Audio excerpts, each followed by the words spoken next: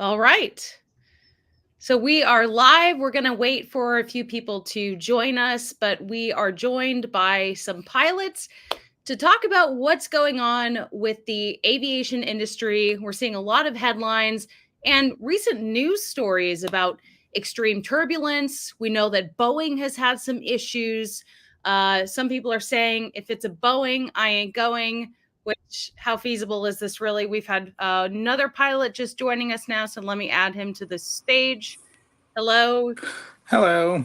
Hi. And so we are just waiting for some people to join us, but let me play a little clip just so that we get an idea of what we're going to be talking about here. Mass panic about the safety of airline travel. Did y'all hear about that Singapore Airlines flight that had horrific turbulence and killed a person? One passenger said they were told to put on life vests and prepare for an emergency water landing. Headline after headline lately about flights gone wrong. Winds and rain ripped an airplane from the jet bridge at DFW International Airport. Just look at that. Dublin Airport says the Boeing B-787-9 was over Turkey when it hit turbulence, injuring 6 passengers and 6 crew members. While turbulence is common, this level of severity is extremely rare. But scientists say climate change could cause the number of incidents to increase. Join me as I ask the pilots what's really going on. So here we are with the pilots. Hello, everyone. Hello. We'll do a quick round of introductions. I'm Ellie in space. I cover SpaceX news full time, but this is something that it's just been in my feed. You know, something going on with Spirit Airlines, something going on with a turbulent flight that apparently a gentleman died actually. As a result of a heart attack, they say, but a lot in the news about stuff going wrong, either on the ground, in the air. So let's introduce ourselves. We have Joe, a familiar face, who's also a pilot. So if you guys want to go around and tell us who you are. Hi, you introduced me. I'm Joe Tegmeyer. You know me because I do a little bit of drone flying over Giga, Texas, but I was in the Air Force. I have several thousand hours flying a KC-135. I've flown all over the world. I've seen almost everything that you can see in an airplane, and I retired a few years ago, and now I'm a YouTube guy. Perfect. And Yuri?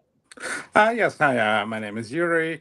I've been a pilot for about, 23 years now. I'm a private pilot. I don't fly for the airlines. I just fly my own plane. Pretty much, everywhere around the country, internationally, Bahamas, Mexico, that sort of thing.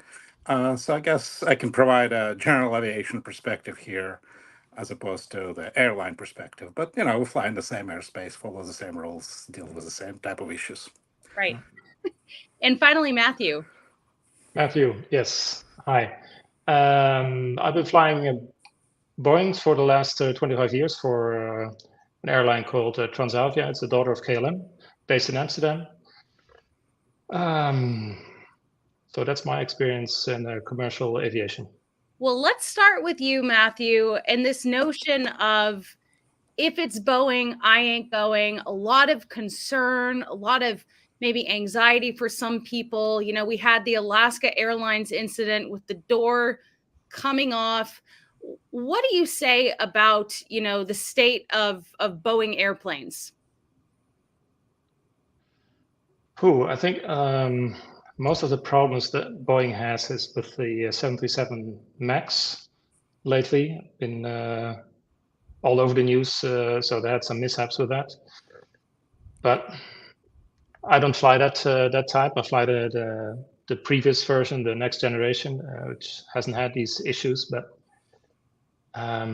basically, these airplanes, as far as I can tell, are very safe, and things can happen always, and we are trained to deal with them. So, and as you have seen, they have dealt with them, but scary nonetheless.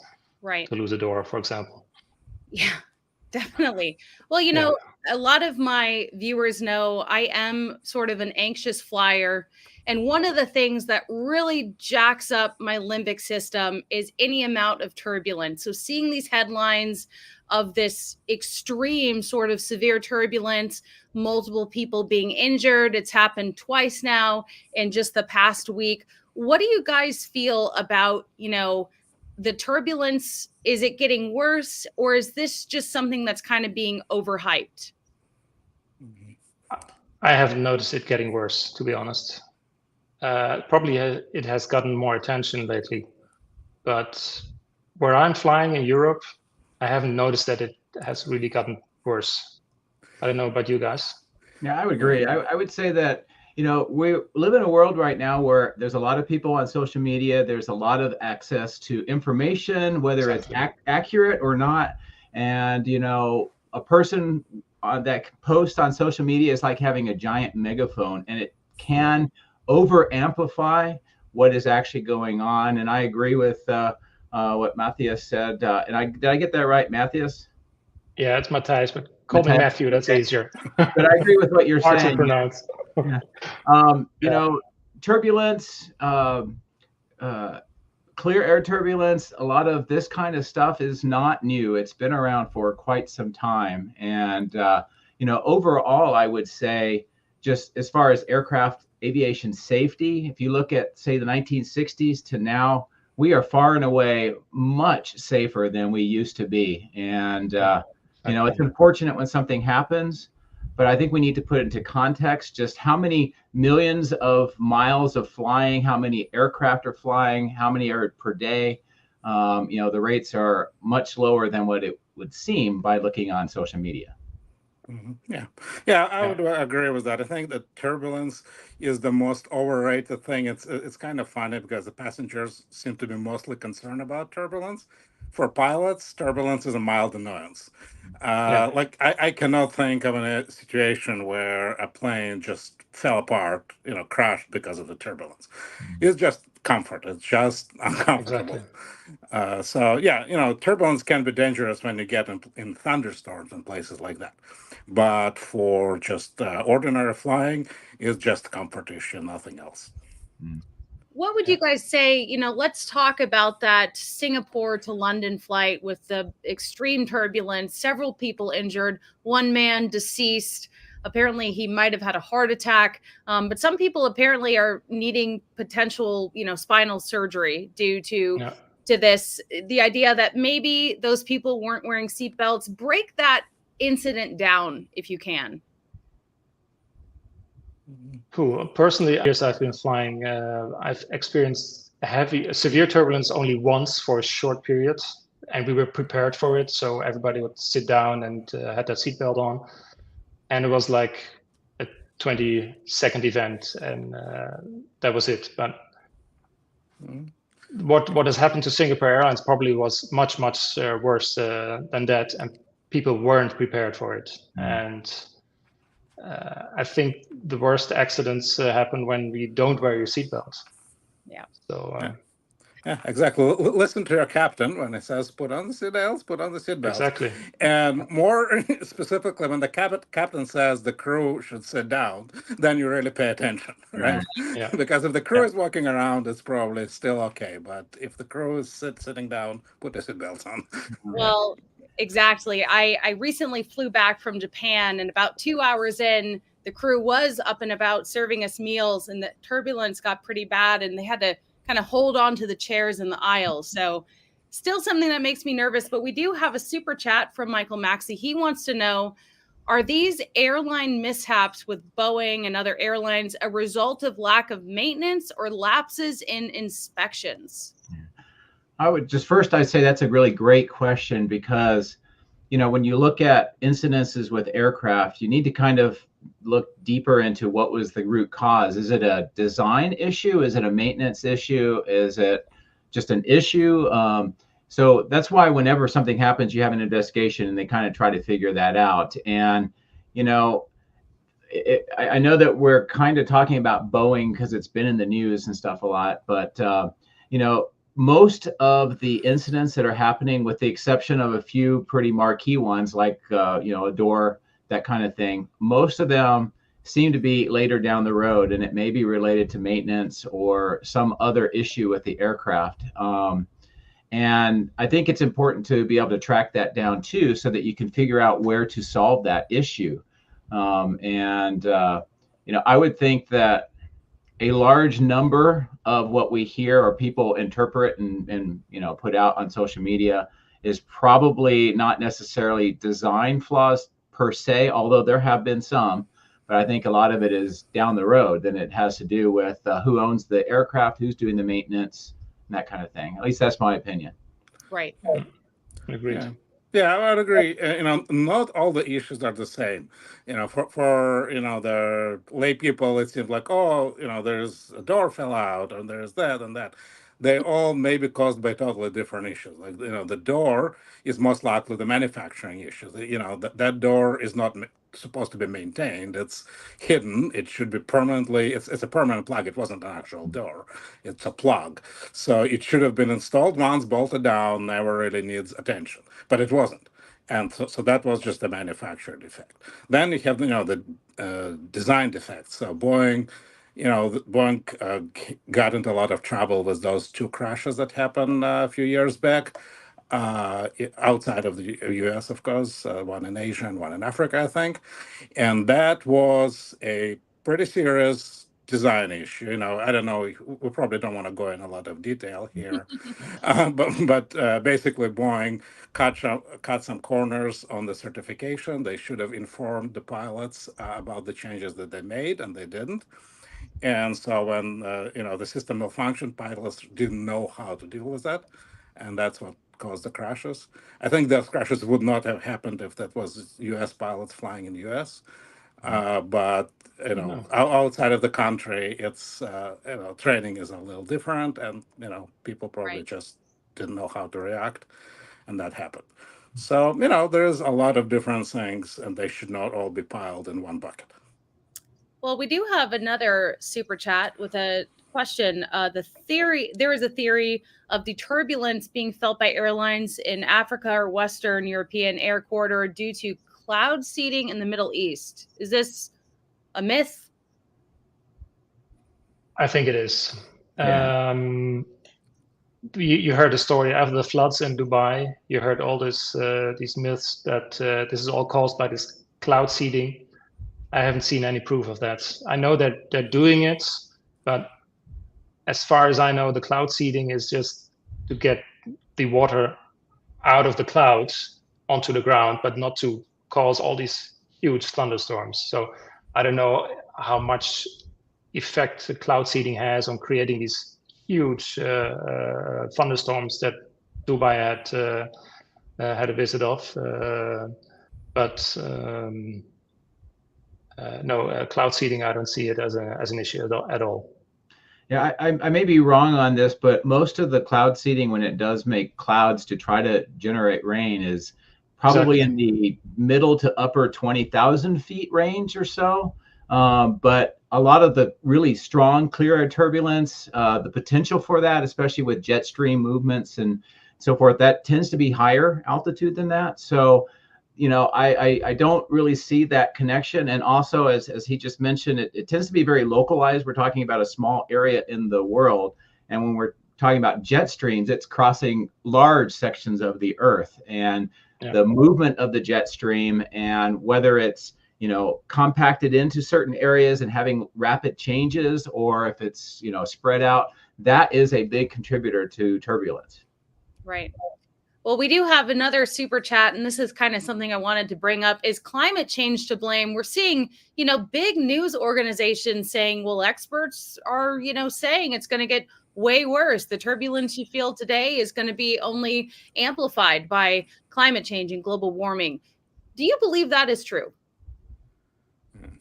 I just laugh about it. Like everything seems to be related to climate change now. Whatever happens, it's always blamed on climate change. As far as I'm concerned, I see no link or no evidence that it's even getting worse. Or if it did, I see no link to how climate change could possibly cause that.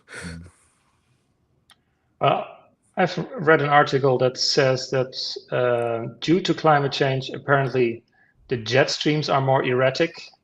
The twists in the jet streams are more frequent, so those can cause more turbulence. And that they said, if I recall correctly, like 17% more turbulence in that area. But What we saw, like with this Singapore Airlines flights, this was a very extreme event. And in my experience of 100 flights with turbulence, maybe one I would categorize as, oh, that was pretty uncomfortable, but not really serious. So this is just a tiny percentage that really goes to the extremes.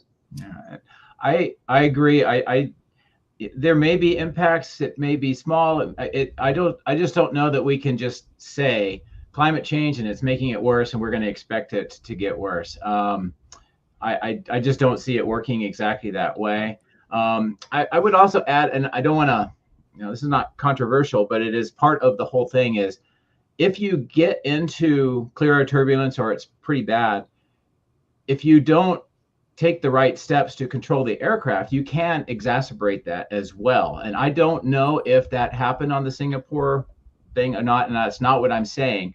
But what I am saying is things like turbulence, jet stream changes, the weather, those are things that can be mitigated through pre-flight planning, through updates along the way, and also, as we were talking about earlier, sometimes when you were flying, your crew said, "Hey, everybody get in your seats, put your seatbelts on." Usually that's because there's been communication from other aircraft that are ahead of you that may have gone through something. So it's kind of like a heads up, or maybe through air traffic control, maybe they've heard some reports. And some of the mitigations on that is changing your altitude, changing your route, changing your speed. So there are things that can be done. And I think you need to look at all of that before just saying, because the Earth's getting hotter, it's causing more turbulence. So, I hope that makes sense of what I'm trying to explain. I want to know from Matthew, because you're a commercial airline pilot, how much is the plane flying itself? How much are you actually, percentage wise on a flight actually piloting versus being on autopilot? Usually within a minute or 2, 3 after takeoff, you turn on the autopilot. And usually a minute or 2 before landing, you switch it off again. And you let the autopilot do the work and you tell it what to do. And you couple it to the navigation system or what air traffic control wants you to do. And there's different levels of automation that you can choose. Right. But basically the autopilot most of the time flies the airplane and you tell the autopilot what to do via different modes. So in this situation with the extreme turbulence, is your guess that the pilot sort of had to take over? Like, what do you think? How do you think that unfolded? Possible. I would imagine that in this kind of severe turbulence, the autopilot wouldn't be able to handle it. So it would trip off and you would have to manually fly it. And as in this example, I saw lots of comments that, oh, it dropped like, what was it, 6,000 feet or something, or a few thousand feet. But I think the pilots just chose to look for an area without turbulence, and they just requested to descend to a lower altitude, right? Because it wasn't very extreme descent rate. So yeah, and there is an interesting thing about the use of autopilots across the world, from what I understand, talking to my commercial pilot friends, is that a lot of Asian, international airlines are very rigid and want everything to be done on autopilot, versus American airlines encourage people to hand fly once in a while, to stay proficient, even though you could do everything on autopilot, including landing in many cases. But I do know a lot of people who specifically want to fly, at least a leg every few days manually, just to keep sharp and to be able to deal with situations where autopilot for some reason is not doing what it needs to be doing. And if you recall the situation in San Francisco, where the Asiana Airlines, I think, crashed, 777, and that was traced down to them using autopilot improperly, because the glide slope, the navigation instrument at the airport was not operational, and they were just not prepared to fly it manual. They flew it in autopilot and they didn't use it right, and they crashed. So it's important for pilots, I think, to stay sharp and be able to fly manually, even though autopilot can do everything. Yeah, I agree with that. In the military, they, especially towards the end of my career, they were really pushing trying to use the autopilot as much as you can given the mission. But being able to fly manually, doing a training, trying to fly that way was very important because you don't want to get overly reliant on the automatic systems as well. And sometimes they may be working fine as far as flying the plane, but you get yourself into a situation where it doesn't handle it correctly. An example of that is when I was leaving Turkey, we were on a route that had a 90-degree turn, a pretty sharp turn in it.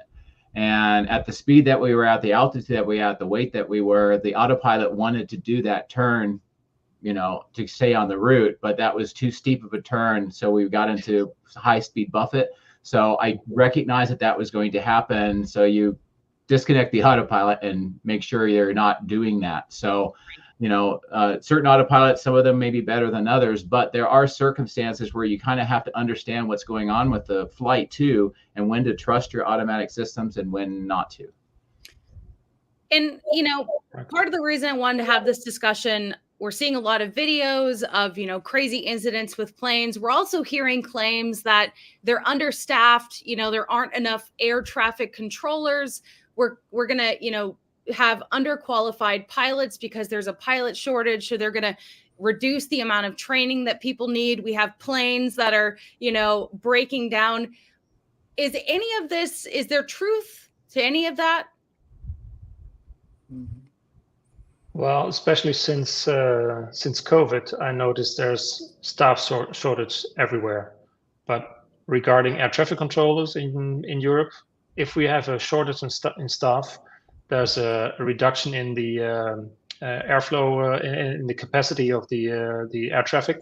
So they just give you ATC slots, so they keep you grounded until they have capacity again. Right. So basically, it causes delays. That's what it does. Mm-hmm. But they will not understaff the air traffic controllers for the job they need to do. Yeah, I mean, here in the U.S., we're definitely seeing shortages. Even with air traffic controller, sometimes they'll combine the position, or they will limit amount of traffic. So I think exactly. they do have staffing shortages, and for the pilots, there is also there is a pilot shortage going on, particularly at the smaller regional airlines. The big, legacy carriers, your Deltas and in places like that, they don't really feel it because they can draw from other airlines. But all those smaller regional airlines, and I don't know if you realize it, but like when you fly, short hop in US, you're flying on those regional jets. They're painted in Delta or United colors, but they're actually operated by different airlines that are like subsidiaries, or sometimes they're just independent and they're subcontracted. And for those smaller airlines, there's definitely a shortage, and they're working very hard to get enough pilots to operate those flights because there's just not enough. So there's a lot of conversations about how to train them, and in Europe it's totally different. In Europe, they train. They tend to train pilots from zero. So they just hire people with no flying experience and train them all the way until they become commercial pilots. Correct. In the US, for the most part, it's still not happening. There are some attempts at that, but generally they expect you to pay for all the training on your own, get to 1,500 hours, and it's legally required. So you cannot be commercial pilot right now, airline pilot, until you have 1,500 hours of flying experience. And they basically expect people to get it on their own. So typically the path is, you get your, basically certificates, and then you go instruct for a year or two until you get enough hours. And then you can get hired at the original airline. And then a few years later, you go to those big airlines. So those regional airlines are the ones who are feeling the pinch right now. Right. Mm-hmm. I'd also just like to mention that this is not something that's new, that's happening just now, and it's never happened before. this has been a cyclical thing throughout most of my career. I mean, when I first started flying in the Air Force, we had too many pilots, and they were willing to let them go to the airlines. They were hiring and all that. And then shortly after that, we didn't have enough pilots, so they were doing things to try to keep us in. And then there was hiring, and then there were layoffs for the airlines. And it was interesting within the military because you could track between when we were being paid bonuses, that's because they wanted to keep us because the airlines were hiring way too much. And then the bonuses went away, or they were greatly reduced because they weren't hiring again. So this has happened many, many times throughout history. Right.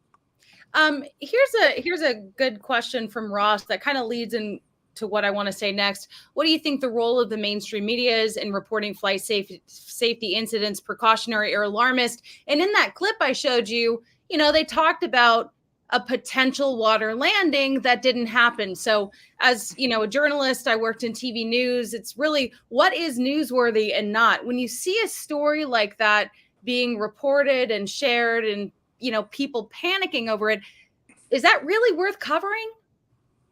Yeah, well, sometimes some of the stuff is taken out of context, whether it's intentional or not, but it is. For example, preparing for a water landing is kind of standard. If you're in a certain situation, then you let the passengers know, prepare for water landing as a possible mitigation or a possible step that might be along the way. So that doesn't necessarily mean they are going, but they're trying to prepare. And, because I've been spending the last several years doing YouTubes, and I know what it's like to try to get the right splash screen or the thumbnail or get that headline out there. There is a lot of that too, to try to get people's eyes on your content. And, I'm not trying to say that everybody is that way, but there is a degree of that. Mm-hmm. Yeah, and I'd say that the news tend to over sensationalize wrong stories. So in many cases, they will report stories that that sound to people like it's very serious, and in reality, it's not. So if like a small piece of trim fell off the airplane, and a passenger happened to film it, and it becomes a big news. All the plane is falling apart, but it's just it's just a non-essential sort of part that's not causing any sort of safety issue, and so they'll report on that. But on the other hand, you'll have sometimes situations which can be quite serious. Like a few weeks ago, maybe a month ago, there was a situation where Southwest, I think, was landing in LaGuardia Airport, and they got off ILS, which is like the landing navigation system, quite significantly, almost hit the building, but they didn't hit the building. So they went around, they landed on the third attempt, and it was all fine. So I don't think it got anywhere in general sort of mainstream news, but in pilot circles, people were like, "Oh my God, they almost crashed into the building."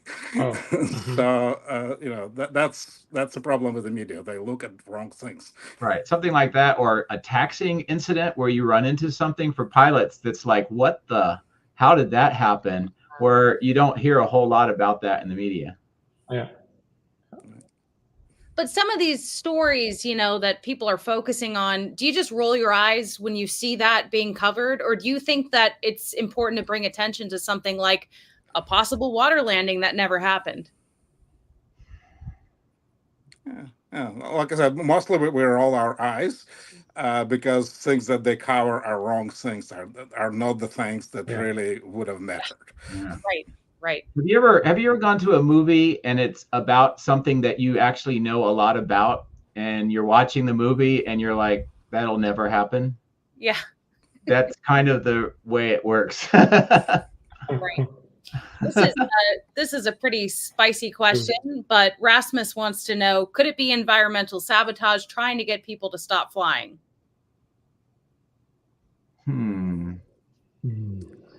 Are they I don't see how that could be done. Or are they talking about media, or I'm not sure. I'm not sure. Yeah. Or are they saying that media purposely, creates those stories to stop people from flying and like reduce the environmental impact or something like that? Maybe. I don't know. That sounds like far-fetched. Yeah. I don't know. Go ahead. These incidents, they happen at a high altitude. I mean, how can you control anything there? I mean, you can't even control the weather. I mean, how can you even influence it in a negative way to call it environmental sabotage? I don't see it happening. Yeah. I don't know. I may be going a little bit off what the question is, but I would like to point out something, and I mentioned to you yesterday, Ellie, and that is, if you look back at the last 20-ish years, there's been some pretty significant impacts to aviation in general. One of them was 9/11 and what that meant for security, people's feelings of being safe in the aircraft, and what it did to the aviation industry. And that was one of the big times where aviation really was hurting because nobody was flying for a period of time, and it was greatly reduced. And then we had the pandemic. So that changed things too, because it's not necessarily, are you safe getting on the plane, but is the person sitting next to you going to get you sick, kind of thing. And that also had a pretty big impact. And if you put those things together, you can just imagine what just the general population is thinking about what's going on with aviation. And then you put on that stories about, oh, we got turbulence, or we got this, or whatever. All of those add together. And even with all of that, we're still flying millions of miles a year. There's, I think there's 30,000 aircraft, or at least commercial aircraft right now. There's a lot that is still going on, and we still haven't slowed down our need for flying. Well, a lot of these videos that I'm seeing, they're on TikTok, and you may have young people are on TikTok. Maybe they've never been in a plane before, and they could be seeing all of this, kind of fear-mongering content, and maybe they don't even want to fly. So I just think it's important to look at the statistics of flying and keep that in mind. Yeah. It's by far the safest modes of transportation. Yeah, absolutely. The joke we have is that the most dangerous part of your flight is the drive to the airport. Exactly. That's very true, actually. Yeah. What do you think about, do you think that cabin crew need to have greater powers to enforce passengers to wear seatbelts, or is that simply not practical? I mean, they're trying, right? They always say that, oh, please wear your seatbelts as long as you remain seated. And they do check. I've seen on a lot of flights when the light goes on, they will walk around and check. And it's a good practice. It's just, people should understand that it's for their safety, right? It's not hard to put that seatbelt on, so put it on. Yeah. Yeah. But those flight attendants, they walk past, they check if you're wearing the seatbelt at that moment, and then what happens afterwards, they don't know. You can put it off, and well, what I find ironic about this though is the people that don't want to wear their seatbelts, or they try to, if the flight attendant comes by, sure, I'm good, and then take it off, whatever. They're doing that because their experience in flying is pretty safe. Like nothing has ever happened, so it's not going to happen to me. And they get that because flying overall is pretty safe. Right. We have another super chat. Thank you for the $20 from Michael Maxey. He wants to know, should Atlantic and Gulf coastal cities be seriously concerned about ocean water being at hurricane mid-season temperatures this early? Will we see an increase in tropical activity? Not sure if you guys know about that. Yeah, that's really a pilot question. Well, thanks for the super chat. Yeah. Well, I mean, being part of a pilot is learning weather, so Yes. Well, it's not my area of expertise, but when you have hurricanes, thunderstorms, all these things are clearly visible on our radar. So we should make sure to avoid those. So. Well, shouldn't be an issue. People know this. I'm sorry about jumping on you, but there is a lot that goes on before you even fly. And for example, routes over the Atlantic, they change their routes, their latitude, and so forth, and even sometimes directions based on what's happening with weather or winds or the jet routes. So similar with that is if there's going to be hurricanes, there's going to be more bad weather or something, then there will be procedures in place to change your routes to avoid those areas as much as possible. Right. Trip has a question, and I actually, for the first time, had to go to the airline counter and get a hotel because I missed my connecting flight because my first flight was delayed due to weather out of Florida. Trip wants to know, can you delve deeper into the long delays going into and out of Florida? I fly private jets, and it's gotten extremely predictable that there will be a delay, but unpredictable in how much delay. I don't know if any of you guys have that experience down there. Yeah. And I fly to Florida quite a bit, but when you say private jets and delays, those two things don't go together. Delays happen to airlines. I mean, yes, there are sometimes situations where, for example, if you want to, obviously, if there's just bad weather and your pilot says it's unsafe to go, that's one thing.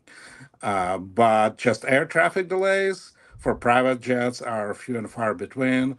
And sometimes they happen, like if you go to New York, if you need to go from Florida to New York, and New York is saturated, which happens a lot with bad weather, then they might give you ATC delay, but you can typically just go to a smaller airport instead of the major airports that is not affected by delays, and you should be fine.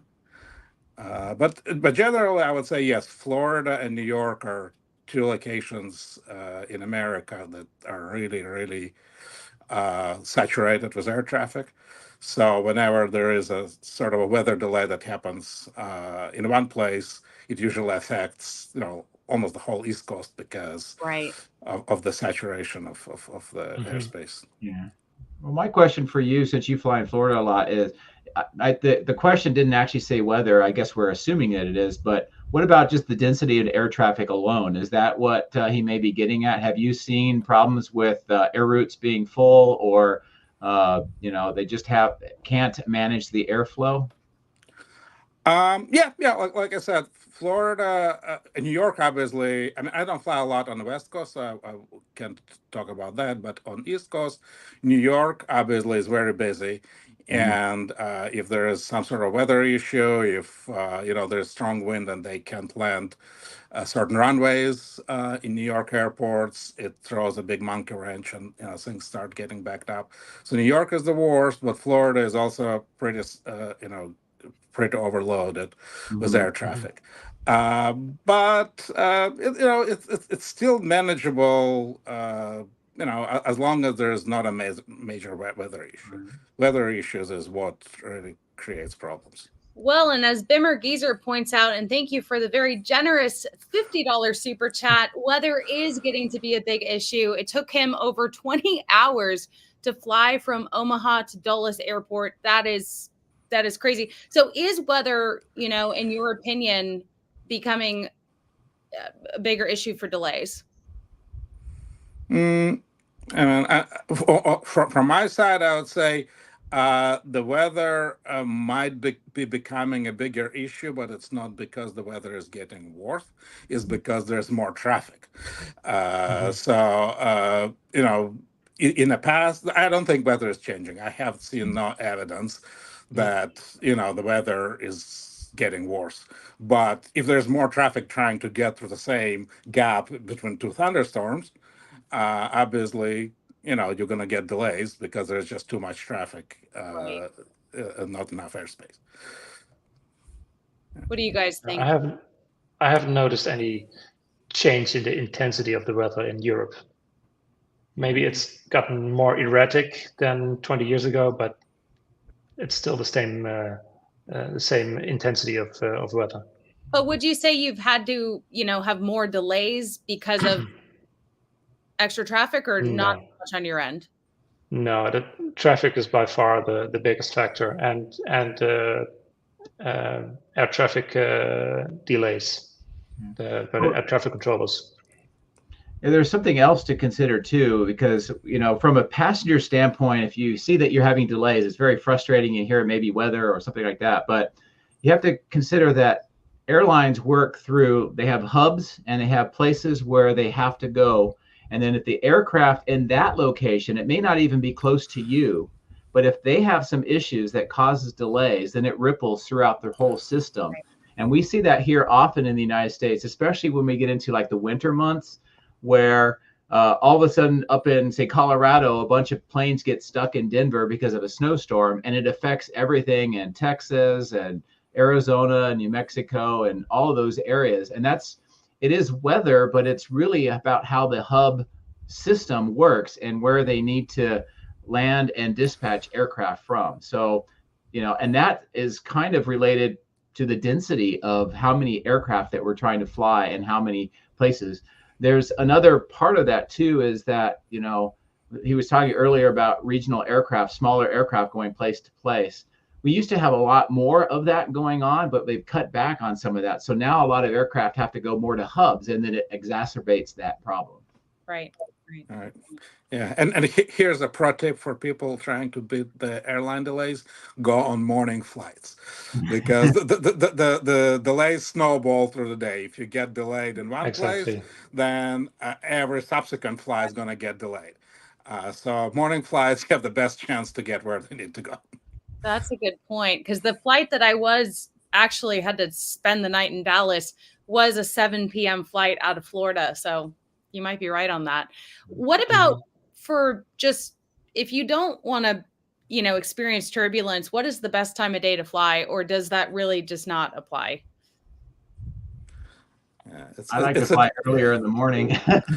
Yeah, so I think this is a very different question for general aviation and for commercial airlines. For general aviation, night is the best time to fly, because turbulence is basically hot air rising from the ground, right? And at night there is, sun is not hitting the ground anymore, so the air is usually smooth at night. But it's entirely different for the commercial flights that are up there in 30s and 40s, because that's a totally different phenomenon there. You're dealing with a jet stream and all that. Yeah. It also depends on where you're flying too, because the terrain can make a huge difference as far as turbulence is concerned. Like, for example, if you're landing close to mountains, you're going to get more. Yeah, right. Yeah. Ross wants to know, how would you characterize flight safety culture in the aviation industry? Is there any pressure to cut corners at all in your experience? Matthew says no. No. Yeah, I'll let commercial pilots speak to that, but from what I've heard, no. At least in US, it may be a little different in different parts of the world, but in US, I know that the pilot is always the final authority, and nobody will question you if you need to delay the flight, or cancel the flight, or take a different route, because pilot is what they call PAC, pilot in command. They always decide what's safe and what's not. I don't feel any pressure in cutting corners. It's always a challenge to be on time sometimes, but other than that, there's no pressure at all to cut corners safety-wise. Right. And I would say, my experience is more in the military, but I would say this is, over the last several decades, the industry has embraced things called crew resource management, CRM, which we didn't have earlier on. And a lot of crashes or accidents were found to be related to how do the crew work together, what are the decision making, what that hierarchy is, and how that all works. And CRM has been something that has been introduced, and it continues in the aviation industry, and it has made a big difference. And part of that is the whole pilot in command making the decisions as a group, but ultimately the pilot in command is the one that makes that decision. Within the military, we always had a kind of that, balance between, do we make the mission happen, or is it safe for the flying? And there's always going to be give and take on that as far as the discussions, but I've never had a time that at the end, if I felt uncomfortable with whatever I was being asked to do, whether it was to fly longer days or do different mission or whatever, if I said no, then we didn't fly. Right. Michael wants to know, are the DEI hiring protocols by many major airlines affecting the training regimen to get more DEI hires into the pilot seats before they are ready? I don't know, Matthew, if you guys have that same sort of push for the diversity inclusion hires. No, I don't feel anything like that here in Europe yet. Yeah, okay. Do you expect that to come? I don't know. I hope not, to be honest, but I hope that skilled pilots are still the most important things and not DEI. What about just that idea of like a reduction to the experience that a commercial pilot could have? Do you think that whatever the level is now should stay that way? Or do you think that we could get by with maybe a little less time, a little less hours? Well, we've been switching even more to less hours. So as Joe said before, here in Europe, we have young pilots coming from the flight school directly to the big airlines. Not all of them, but many. Our company has their own training program as well, and that one specifically is more simulator based and less actual flying based. So they need some extra training. But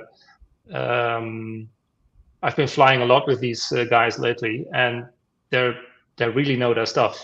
So they lack the experience, but they're really drilled very well in all the procedures. So it's very easy to work with them, and 99 out of 100 times, most things go smoothly.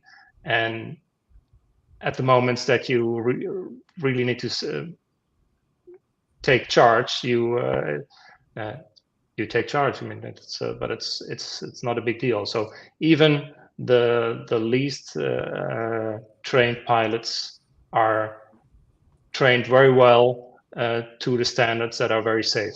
So well, let me more hours is not necessarily better. Let me ask all three of you this. We have stories of what we maybe could be worried about, or what are you guys actually worried about, or do you have any concerns for the airline industry as it stands right now? Concerns. Ooh. Well, I'll start, I guess. I don't know. Over the last several decades, again, there have continually been changes with the aviation industry. Some of it is technologies that have been introduced. Some of that is to compress the airspace, to get more aircraft in the same amount of air. And so that's been going on. As Matthias just said, more reliance on simulators versus in aircraft flying for training. And a lot of that comes down to cost, but also time. How fast can you get the pilots through? But it's not all bad, because you can introduce a lot of situations in a sim that you can't really do in a plane. So you can expose people to a lot more challenges. However, you still need to be in the plane. I think you still need to move the controls and feel what it's like when the plane's moving to round out that training. Within the Air Force, we've been reducing crew members. We've been trying to do more automation. I think the day is coming where maybe instead of having 2 pilots, it goes down to 1 with a lot of automation. And then at some point, maybe no pilots. So those are the things that I think is coming. And I'm a little concerned about how that's going to be done, not only introducing it into the aviation industry and into the airlines, or maybe they'll start with cargo, whatever, but also how the general public will accept that and how that will work. Yeah. I would say the pilot, out of all the concerns, I would say pilot training is probably the biggest concern. And, DI plays a role in it. There's a right way to do it and a wrong way to do it. The right way to do it is to encourage anybody to try and, level the playing field and encourage people from all kinds of backgrounds to try and become pilots. The wrong way to do it is to push people who are not quite cutting it just because they meet whatever demographic targets. And, it happens to a certain extent. Hopefully it will not become prevalent, but, it needs to be, managed carefully, and, don't let sort of the goals get in a way of actually achieving the safety.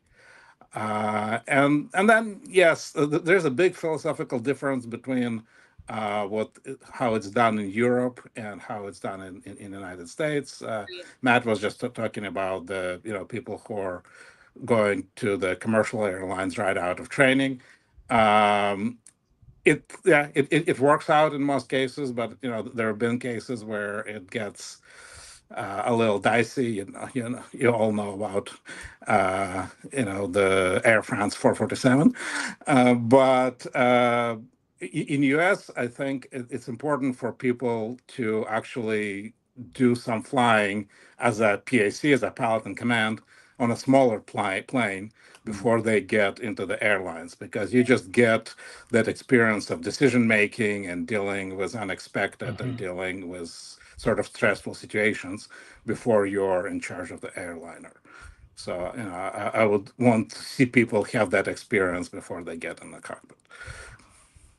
And, Matthew, with your kind of inside experience as a commercial pilot, going forward and looking into the future, is there anything that you're kind of concerned about, or you think that the state of the airline industry is largely good?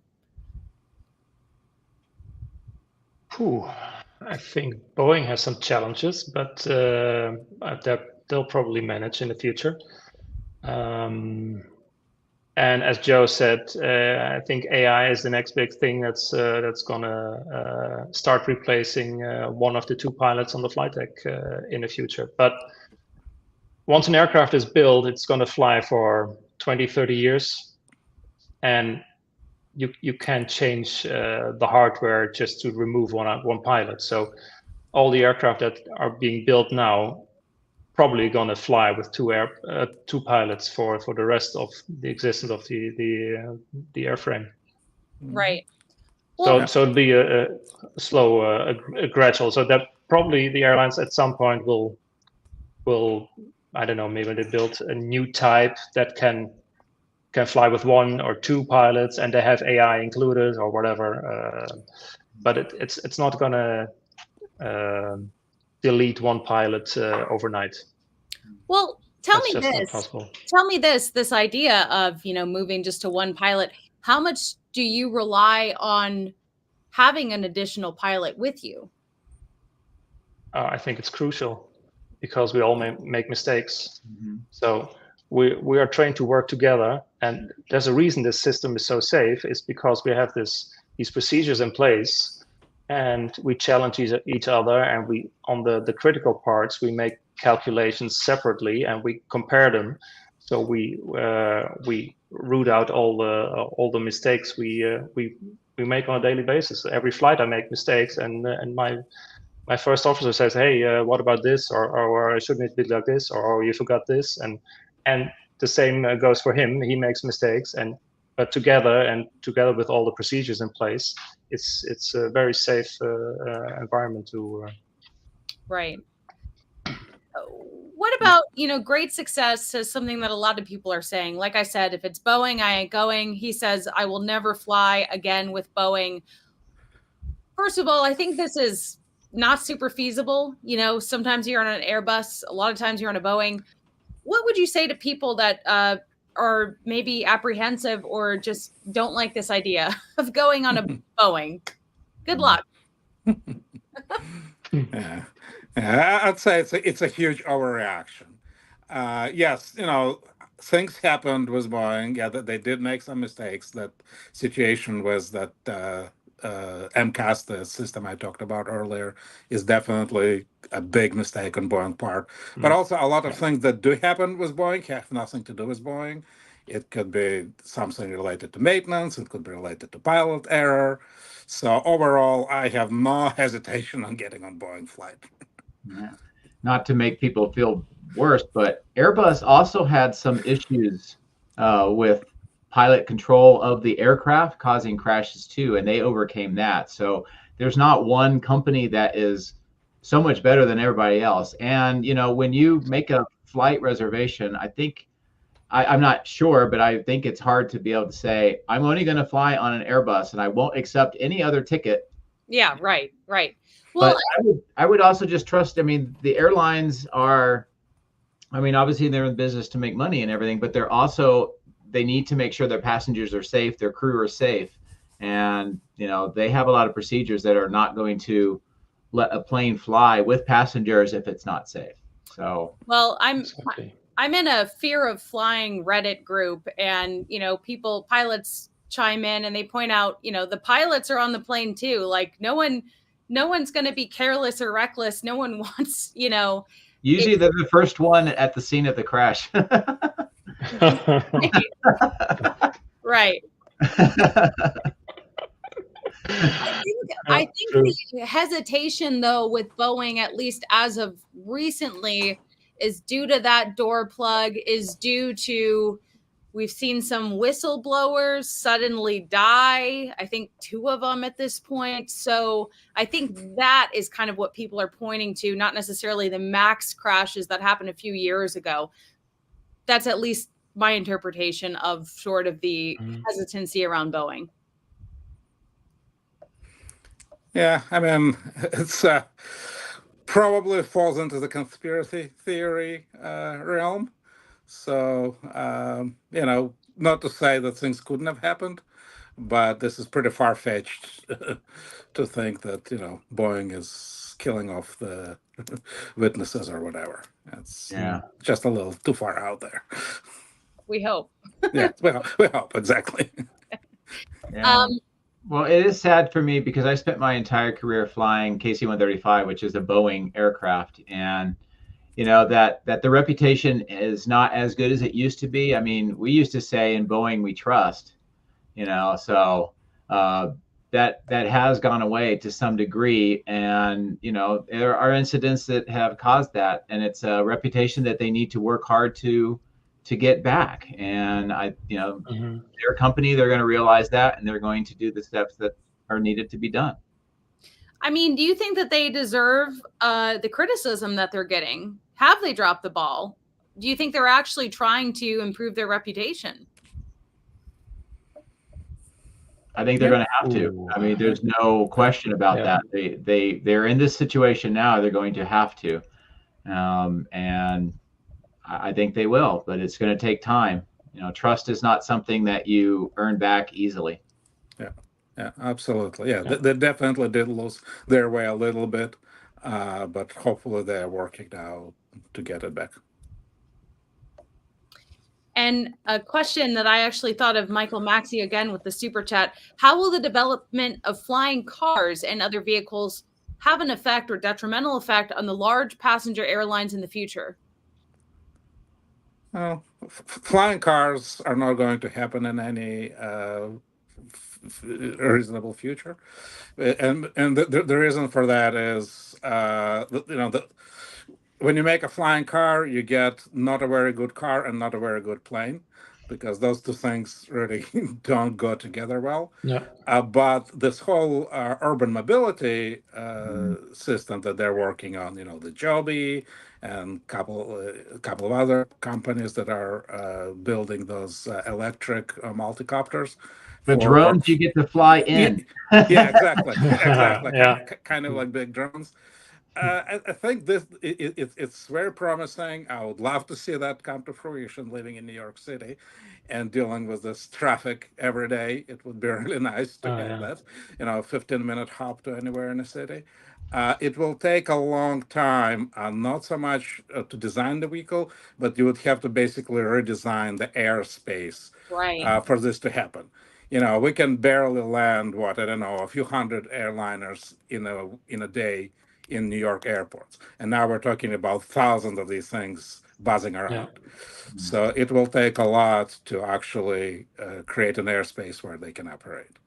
But it's exciting. I would like to see it. Yeah.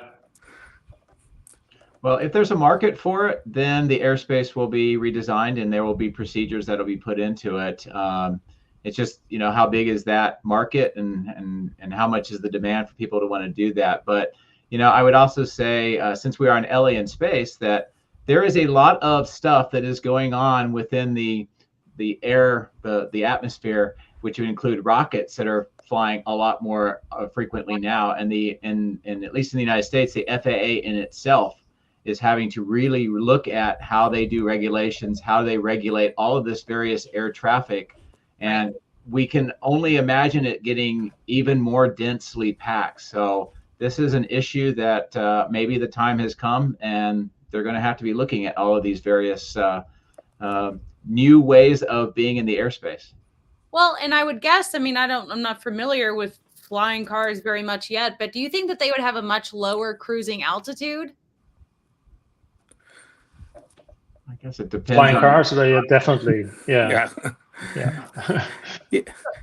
Right. Yes, those things, flying cars, like I said, they're just, there are a few out there that actually have flown. They're just concepts. They're not going anywhere. But those, the quadricopter, the urban mobility type of flying apparatus, yes, they are equivalent of helicopters. They'll be flying, exactly 1,000 feet or 2,000 feet up in the air, not 30,000 feet like the airliners. Right. Yeah. So go ahead. That's why I wonder, like, will it even be that big of a conflict other than, I guess planes taking off or landing? Will it even interfere? No, they won't interfere with airline traffic. They'll interfere with each other. Right. I fly my plane around New York City quite a lot when people come around and say they want to see a tour of New York City. I always take them over Manhattan. It's kind of a beautiful flight. And you fly down the Hudson River. But my blood pressure goes up when there's like 5 or 6 planes in that Hudson River corridor. Because it's just hard to stay away from each other. And now imagine a few hundred of these things buzzing around. Yeah. Exactly. So it's going to require probably some automation where they automatically separate the traffic and not relying on pilots, seeing each other and staying away. So it will take a lot of work to get that working. Yeah, I was going to say there's another aspect of it too that we're going to have to come to grips with. Is just if you've ever been around a drone, you know that they're kind of loud, even the small drones. Can you imagine a huge one? And then now it's landing at your neighbor's house all the time. I think there's going to be a lot of people that aren't going to be happy with that. So they're going to, they may have to say there's certain places that they can and cannot operate. Well, wasn't that one of the main issues with the Concorde and like the hypersonic flights? Is that it's too loud?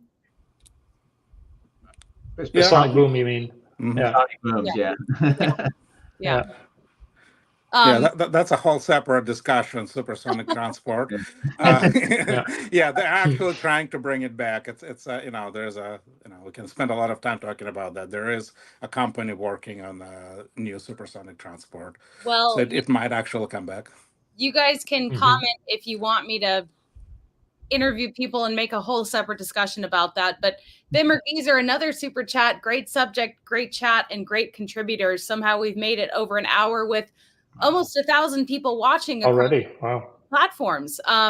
So I guess we'll just have a couple more minutes. I don't want to take too much of your time. ZapFan wants to know, do you see electric planes taking over short routes in the next 10 years? I would say yes, very short routes.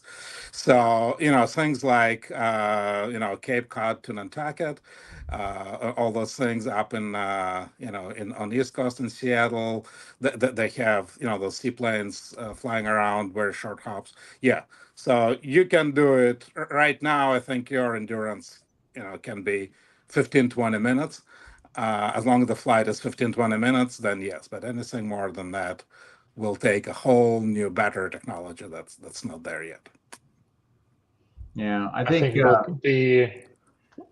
will take a long time for flights longer than 1 hour to be fully electric. Right. Yeah. The only thing I would add to that is, with a lot of the electric vehicles and a lot of interest in battery technology, it's possible we'll get a battery that has the sufficient energy density to allow that to happen, but you're not going to be seeing cross-Atlantic electric airplanes for a while. It'll be small stuff.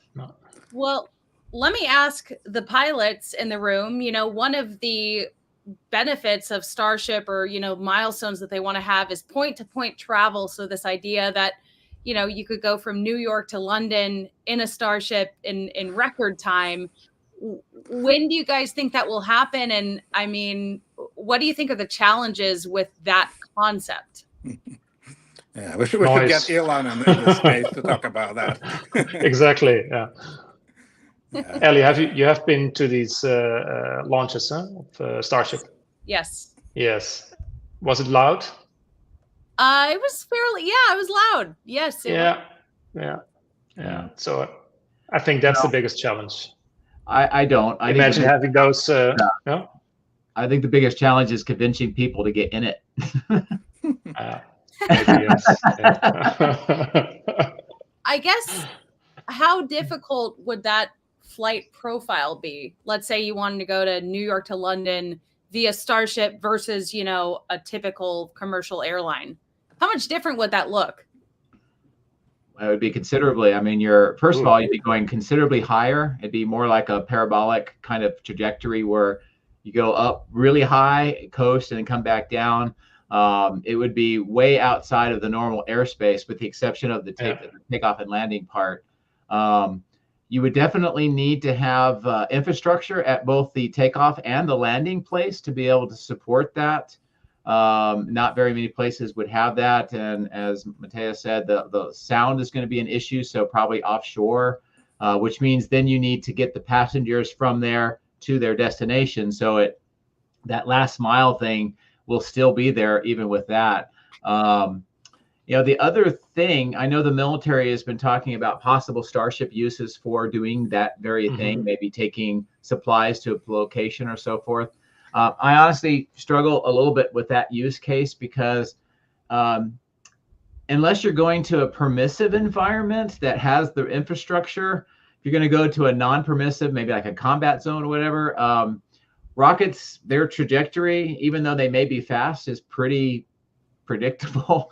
And, I would think that it would be difficult for security of the mission and the profile and just being able to do that. And then once you get there, if you don't have enough fuel to take back off, what have you done? You've just put a target. So I think there's a lot to be thought about before that could happen. Right. I'm curious, with commercial planes, is there a reason, could they go faster than they typically go? And is there a reason that they don't go faster? It's the speed of sound, right?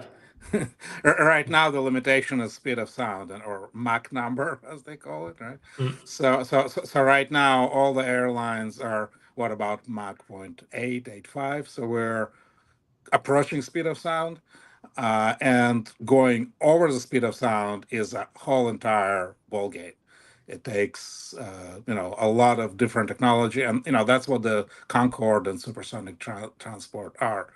The difference is they go over speed of sound, but that's a whole different design.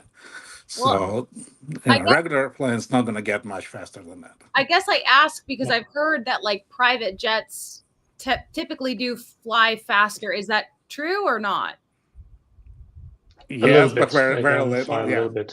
Yeah, exactly. The difference. They might do 0.9.91 Mach, maybe, depending on things, versus everybody else 0.84, 0.85 or so. You got to also keep in mind that the closer you get to the speed of sound, or the faster that you generally go, the fuel usage goes up tremendously. Right. And that becomes extremely expensive. And then when you go from subsonic through transonic to supersonic, the aerodynamics of the aircraft change considerably as well. So most of the existing commercial aircraft, all of them pretty much would not be able to fly successfully through that range.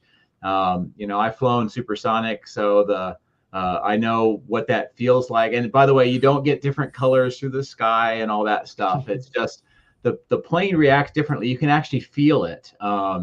And how the aerodynamics change on that aircraft. And, but if you go even beyond that, we're talking about technologies that are going to be very expensive requiring, at least up to this point, a lot of maintenance, a lot of support that goes along with that. And of course, the fuel cost is going to be enormous. And I think the savings of time would not outweigh the complexity, the costs that would be involved with it, at least not right now. Yeah, yeah, and the way to reduce your travel time is not to fly faster; it's to cut out all the things that go around it. So first of all, cut out the connections. So if you can have point-to-point flights instead of going to the hub, you're saving tremendous amount of time. And then just imagine how long does it take you to get on a plane when you go to the airport? It takes 3 hours before the departure, just going through security and doing all that stuff. So the way to improve the efficiency is to be able to get people on a plane faster and go direct flight. Yeah, man, that whole also oh, sorry, go ahead. Yeah, what I was going to say, the customers that used to fly the Concorde, well, it's a tiny hull, very small, so I think not the most comfortable airplane to be sitting in, I guess. Unfortunately, I haven't flown it, but I think those high-paying customers, they nowadays they cater to with the new first class in the A380s with showers and beds and all the amenities. So they've just adapted to a different way of traveling. Just spend the night on board and or have high speed internet access and be able to work during the flight, which wasn't possible on the Concorde. So people have adapted to that. So I think the supersonic market is not that big at the moment. Yeah, that's actually a very good point. Is trying to make it more comfortable, more luxurious, have more internet. Being able to do more while you're on the plane is far cheaper and more achievable than going faster. I think if you have to go that fast, then you probably do it like we're doing here. Speaking of internet, have any of you guys been able to use Starlink in the air yet? No. I'm not using it. Not that I have a high-speed internet at home and. Or on the plane? On the plane. Oh, sorry. No, our company is not subscribing to it yet. So I hope they will. I think in Europe there's only one customer at the moment, and I saw Qatar is using it in the future airplanes. I'm watching it very I'm watching it very closely though, because I would love to have internet on my flights. In a private plane, I can do it, but I'm waiting for the Mini to come up. I think there's supposed to be next year.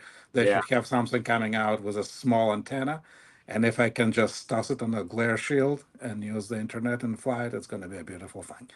Yeah. Looking forward to the Mini as well. I have to ask this question. It might be silly, but Dave, the blind Tesla guy, wants to know, have any of you ever seen a UAP UFO? No. Depends on what you mean by unidentified. If it's something that I didn't know initially and then figured it out later on, then I guess yes. One of the things that sticks out of my mind on that is I think I was flying over the Mediterranean or something, but it was at night over the water, and the moon was coming up, and it was actually a partial moon. So it looked like a point coming up out of the horizon, and it just got to get bigger and bigger. And I was like, what is that? And when you're flying over water at night, sometimes the horizon mixes with the water, and it just looked like the most bizarre thing. And I was like, wow, I wonder if that's a UFO. Oh, it's the moon. What about you, Matthew? No UFOs? No UFOs at all. No.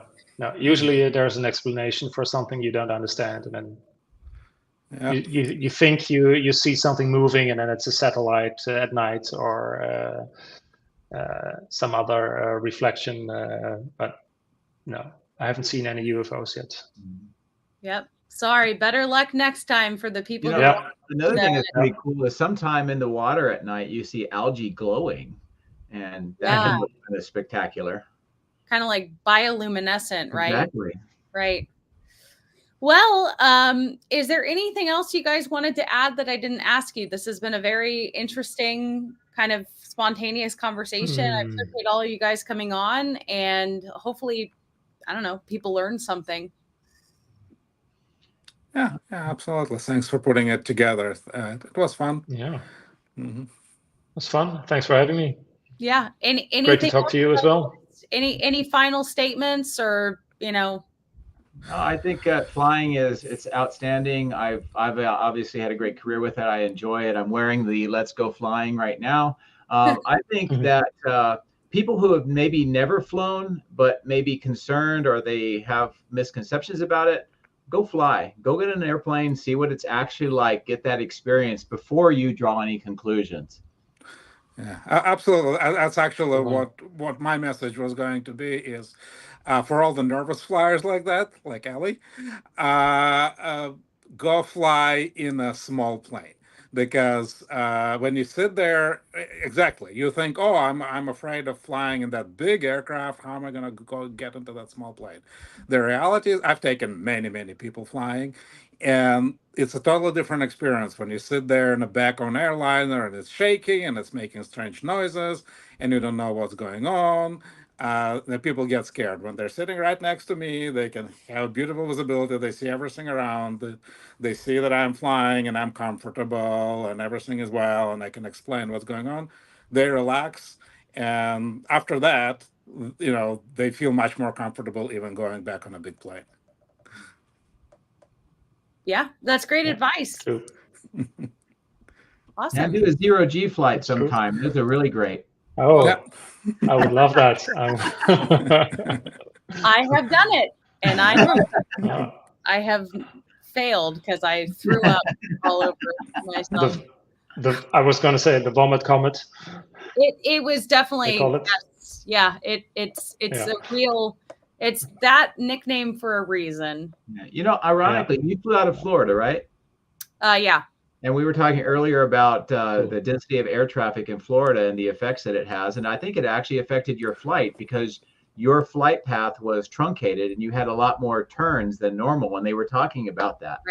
Right. Yeah, but I also think even without the turns, just you're going from basically 2G to 0G and, 30 seconds on and off. Awesome. But it's very hard for your body to transition. I think it's the transitions that really kind of screw you over. And it was interesting because, we had 88-year-old Charlie Duke just fine. And then we had Doug Hurley's son, 14 years old, get sick like me. So it's like, you don't know how you're going to respond until you're up there. And then there's nothing you can do about it because everyone else paid, $10,000 and you're not going to stop the experience. So good luck. Well, it wasn't an option for you, but just like, I forget your name, the gentleman was talking about, being in a small plane or just getting experience. I have found that people that may have some air sickness, if you let them fly the plane, if it was an option, they're much better off than if they're just sitting as a passenger. Yeah. Mm-hmm. Yeah. Even I, if I'm not flying, somebody else is flying, and it's very bumpy, I sometimes will feel queasy. But if I'm flying a plane, I'm totally fine. I never feel anything. Yeah. Awesome. Well, great. It also depends on what's your position on the airplane. If you're sitting all the way in the back end of the airplane, it moves around a lot more, so you can get sick more easily. But you're also safer if there happens to be a crash in the back of the plane. I think we'll put that in the wives' tale category because yes, sometimes the empennage, the back of the plane survives the crash, but I wouldn't want to be in it. No. Oh man. Yeah, I know it is extremely safe. The statistics are there, but for some reason that turbulence is very triggering. Do you guys encounter a lot of people that get scared? Do you see that a lot? Yeah. My experience is that the people with the most fear of flying are the frequent flyers. That sounds counter, I'd say. apparently it's a psychological thing with bad experiences. You remember the bad experiences more vividly than the good experiences. So Right. if you have hundreds of flights and they're all uneventful, that one heavy turbulence will stay with you for the rest of your life. And next time you're on the airplane, you that one time I had turbulence, and you can put that into perspective with all the other flights that were uneventful. It's some psychological thing. Yeah. Well, you were talking, earlier about like going to movies and seeing stuff, and you're like really rolling your eyes. But one of the sort of funny thing is if you're a passenger on a plane and you let the people around you know you are a pilot, they want to know everything. What was that? What's going on? Why does it sound different? Why is it slowing down? That's me. I told you I'm in this Reddit group, and the pilot was like, hey folks, we're going to have to reset the system, and hopefully we'll take off in a couple minutes here. And I'm like, what does that mean? Why are they resetting the system? Are they sure it works? Like, I should just learn how to fly a damn plane, so I stopped asking these questions. Yeah. So the funny story is, we use, when we fly, we always use checklists. So it's just a piece of paper that tells you all the steps that you have to do, and you just use it to check what, to make sure you don't forget anything.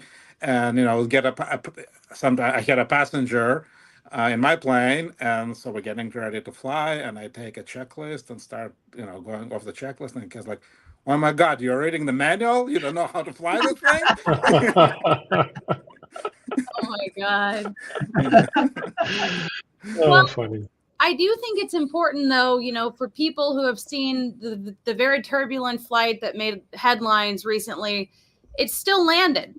And same with the other one. There were kind of two back to back. It still landed. The people that got hurt were likely not wearing seatbelts. So even as bad as it got, as turbulent as it, was, it still landed. It didn't crash. Yeah, exactly. I mean, does turbulence ever crash a plane? Not really, right? In the history, there has been some, but it's been a while, and it just has to be extreme. Basically it's overstressing the structure of the airframe itself, and it's never a zero risk, but I think it's gotten very, very rare. Mm-hmm.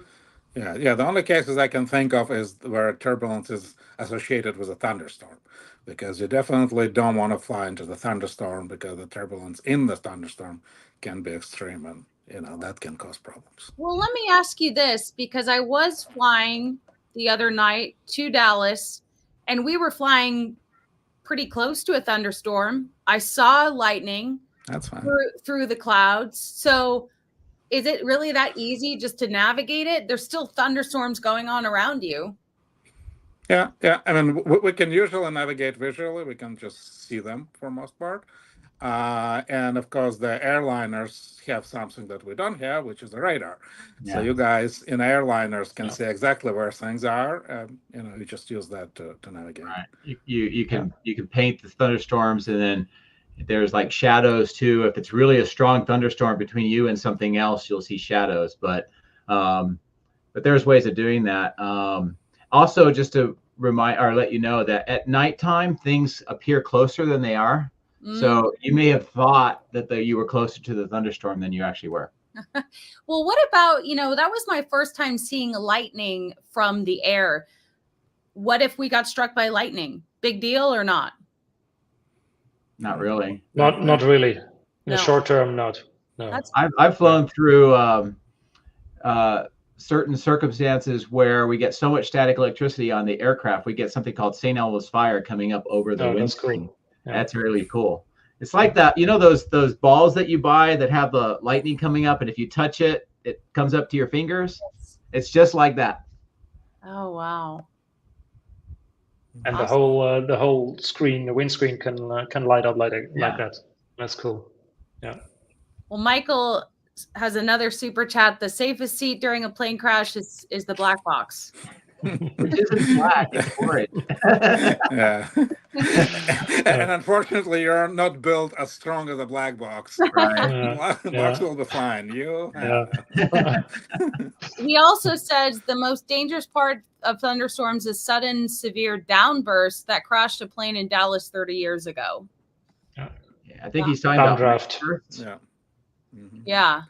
Basically, if you're flying below a thunderstorm, especially they call it like a dissipating thunderstorm, where all of the flow is coming out of the storm down towards the ground, and then when it hits it, it spreads out in all directions. But that movement down can be, if you fly into it, and there's a lot of procedures to avoid that now, and a lot of steps that help make sure that you don't. But if you were to, then the descent rate that it causes, the change in performance of the aircraft, can be more than what you can fly out of. So that can be bad.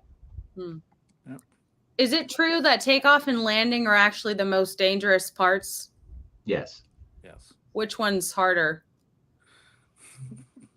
Ooh, it's a bit different. I would say during the takeoff, if something would happen, like an engine failure, which we train a lot in the simulators, you have to make very quick decisions. So there's procedures for that. You train for that. So if you would screw that up, then let's say you lose an engine and you are very slow in stopping the airplane, for example, then you could overshoot the runway, for example. So that's why you train to have these procedures quickly, to do them proficiently. But I would say landing is the most the riskier part of the two, because you go from a variable environment to a fixed place. So you have to thread the needle to that one point in the end. So, and sometimes you land in heavy wind, strong winds. Are any of those landings or takeoffs like completely autopilot, or that's just not possible yet? Autolands are possible. In real life, I haven't done many of them, but sometimes you need to do them when it's usually when the visibility is very, very low, and then also in those situations there's almost no wind most of the times. So it's either a lack of visibility that causes you to have to do this automatic landing. And even in the small, so yeah, the airliners have been using Autoland for years and years and years. Just recently, it also came to the smaller planes, and some of the planes now have an Autoland button, not for the normal operations. It's for when the pilot is incapacitated, the passenger can push a button, and the thing will actually find an airport and land the plane. Wow. What? You don't even need a pilot. That's cool. Gosh, that's crazy. Yeah, it just rolled out last year or two.